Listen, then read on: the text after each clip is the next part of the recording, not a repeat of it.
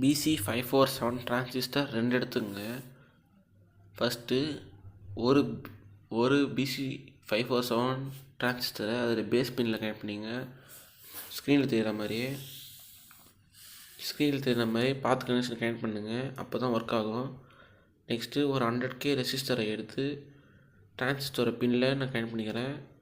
100K resistor நான் connect பண்ணுறேன், பார்த்து கனெக்ட் பண்ணுங்கள். நெக்ஸ்ட்டு ஒரு டச் பேட் மாதிரி ஏதாவது ஒரு எலக்ட்ரிக் கண்டக்டர் மாதிரி இருக்கக்கூடிய ஒரு ஸ்டீல் இல்லை அயன் கனெக்ட் பண்ணிங்க.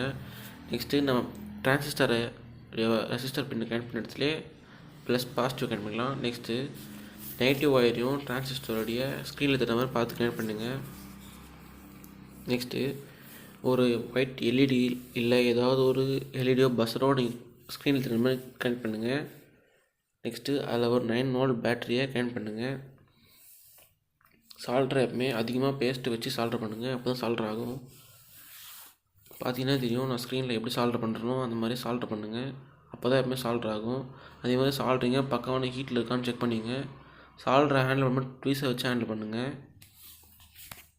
இப்போ பார்த்தீங்கன்னா தெரியும், இப்போ நான் 9V பேட்டரி கனெக்ட் பண்ணுறேன். கனெக்ட் பண்ணதுக்கப்புறம் நான் அதை டச் பண்ணும்போது அதாவது அதில் கனெக்ஷன் நடக்கும்போது லைட் எரியும்.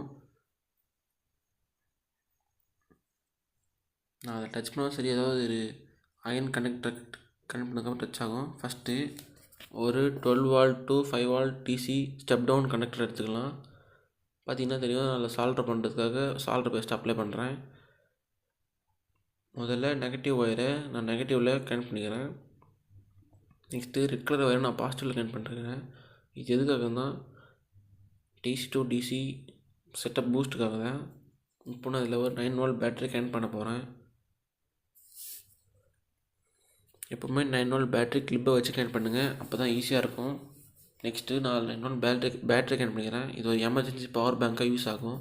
பார்த்தீங்கன்னா தெரியும், நான் TWSL சார்ஜ் பண்ணுறேன், டைப்-Cயில் சார்ஜ் பண்ணுறேன்.